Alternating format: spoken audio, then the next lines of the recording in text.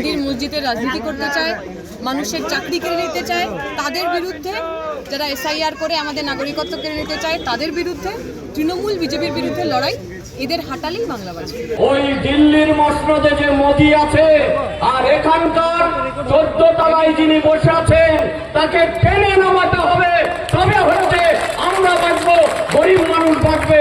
এটার জন্যই হচ্ছে বাংলা বাঁচাও যাত্রা। উত্তরের জেলা পেরিয়ে দক্ষিণের পথে সিপিআইএমের বাংলা বাঁচাও যাত্রা। গত 29 নভেম্বর কোচবিহার থেকে শুরু হওয়া সিপিআইএমের বাংলা বাঁচাও যাত্রা পা দিল অষ্টম দিনে। আলিপুরদুয়ার, জলপাইগুড়ি, দার্জিলিং, উত্তর ও দক্ষিণ দিনাজপুর, মালদা হয়ে শুক্রবার রাতেই এই যাত্রা প্রবেশ করে মুর্শিদাবাদের ফারাক্কায়। শনিবার সকালে সেখান থেকেই শুরু হয় বাংলা বাঁচাও যাত্রার পরবর্তী পর্যায়ে। গঙ্গা ভাঙন প্রতিরোধ থেকে শিক্ষা, স্বাস্থ্য, টোটো রেজিস্ট্রেশন, একাধিক ইস্যুকে সামনে রেখেই পথসভা মিছিল হলো শামশেরগঞ্জে।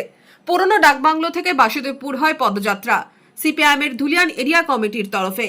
উপস্থিত ছিলেন সিপিআইএমের পলিট ব্যুরো সদস্য রামচন্দ্র ডোম, এসএফআই নেত্রী দীপশিতা ধর, মুর্শিদাবাদ জেলা সিপিআইএম সম্পাদক জামির মোল্লা, শামশেরগঞ্জ এরিয়া কমিটির সম্পাদক মুদাস্সার হোসেন সহ স্থানীয় ও জেলা নেতৃত্ব। খেটে খাওয়া মানুষ যেখানে যেখানে আছেন তারা সেখানে লাল ঝান্ডার উপরই ভরসা রাখছেন।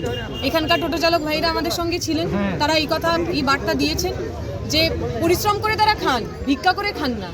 এতদিন পর হঠাৎ করে এই সরকার তাদের রেজিস্ট্রেশনের নামে নতুন করে তাদের উপরে তোলার চেষ্টা করছেন। তারা পরিষ্কার জানিয়েছেন এই মাটিটা কোনো তৃণমূল কংগ্রেসের বাবার মাটি না, আমরা প্রত্যেক এখানে গতর খাটিয়ে খাই।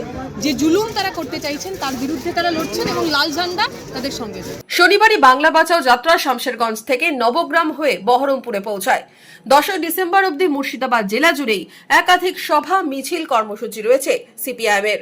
উত্তর থেকে দক্ষিণবঙ্গ, বছর শেষে সিপিআইএমের বাংলা বাঁচাও যাত্রা কর্মসূচি নিয়ে রাজনৈতিক মহলেও শোরগোল। 26 বিধানসভা ভোটের আগে জনসংযোগে কি মূল লক্ষ্য? প্রশ্ন রাজনৈতিক মহলে। Bureau report, Madhyabanga news.